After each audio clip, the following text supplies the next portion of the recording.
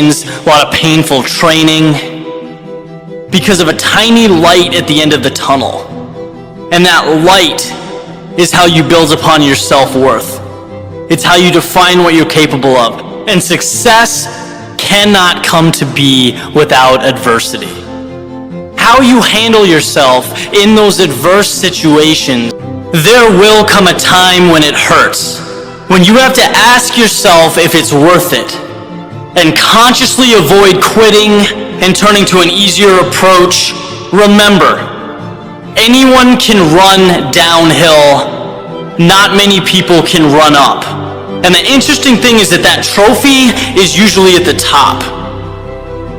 Be careful how you conceptualize the word hell, because hell implies that the suffering will never end, that it's the ultimate pain.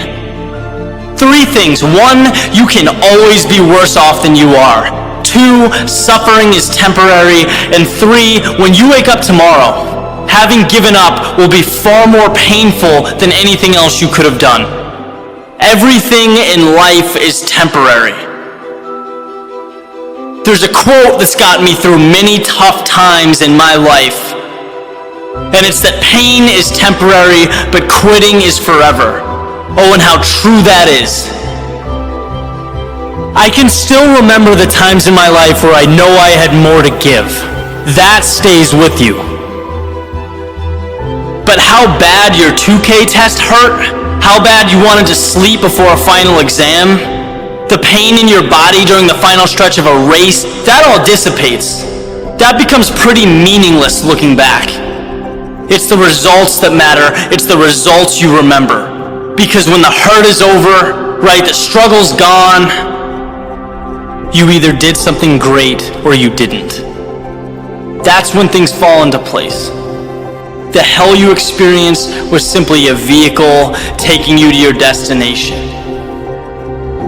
So being that you only live once, that you're fortunate enough to have an opportunity to do something significant, why not make it hurt? Rise above what's uncomfortable and see the big picture. Ride it out. Because when all is said and done, the guy who gives more when it hurts gets more when it's over. Good question. What age should one give up on their dream? Never. Goethe said this, Henry Ford said this, Rockefeller said this. You're only as young or as old as your dreams. And as long as you still have dreams and visions and goals, they keep you young. It's the most amazing darn thing. One of the great stories is the story of Kentucky Fried Chicken. Once upon a time, there was a little boy named Harlan, and Harlan was taught by his mother a special recipe down south in the United States on how to make chicken. When he grew up, he got a job as a short order cook in a small cafe, and he asked his boss if his boss would be interested in this chicken recipe. And his boss said, sure, throw it together, see what the people say. Turned out that everybody liked this special chicken recipe with all these secret herbs and spices.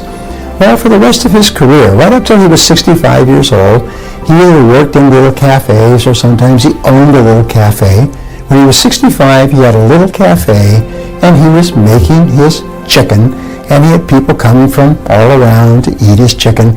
And the highways department built a highway past his little restaurant, his little chicken place, and put him out of business. They cut off the road so nobody could get to it. About the same time, he received a Social Security check, his first Social Security check at the age of 65. And he became angry. He said, I'm 65 years old, but I'm not ready to give up on my dreams. What do I have to sell? And he realized the one thing that had kept him going all those years, the mainstay of his little career, was his mother's recipe of 17 or 18 herbs and spices. So he put them together in little bags, one bag per chicken, and he put his pots and pans in the back of his old car, and he started driving up and down the eastern seaboard, going from cafe to cafe to cafe, to ask them if they would pay him 5 cents a bag for his magical combination of herbs and spices. He called on more than 1,000 restaurants, sleeping in his car week after week, and finally he came across a little restaurant in Toronto that agreed to pay him 5 cents a bag for his herbs and spices. This is back in the 60s. And Because of exchange controls, they had to give the money to the Red Cross. That was the beginning of the Kentucky Fried Chicken Empire. We began to sell this recipe more and more. People began to put it on their signs. A major corporation came along and said we could make a real business of this. So they embraced him. They built the franchise. They made him one of the best known people in the world. When he died some years later, he was worth more than $50 million because he never gave up on his dreams. So I don't know if you're 65 and broke and living in your car with pots and pans with no money, but wherever you are, you never give up on your dream. You can have all the products and services and technical abilities and even an MBA degree, but if you don't have your mind right, then you won't succeed in business.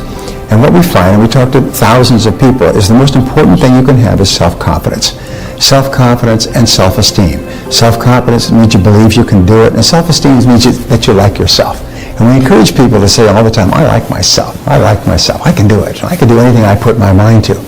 And wonderfully enough, you do become what you think about most of the time. You also become what you say to yourself most of the time. So you find that really successful people talk to themselves in a positive and upbeat way all the time. Now, the third element that is so important in terms of the psychology of success is responsibility. And that means that you accept complete responsibility for yourself and for your business and for everything that happens. You see, the big problem in our world today is people are trying to blame other people, blame the economy, blame the government, blame the competition. But strong people always say, I am responsible. I make my own choices. I'm where I am and what I am because of myself. Now here's the most wonderful thing. When you accept responsibility, you stop making excuses, you stop criticizing, you stop complaining, you stop blaming other people, and you start to feel powerful. We find there's a direct relationship between accepting responsibility and a feeling of control over your life. And there's a direct relationship between a sense of control and a positive mental attitude.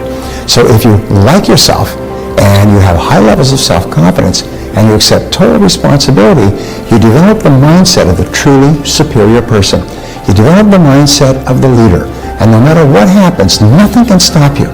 So the final principle of success is to say to yourself over and over again, I am unstoppable.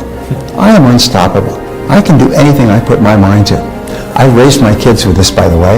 I told them I loved them no matter what all the time they were growing up, so they've grown up with high levels of self-esteem.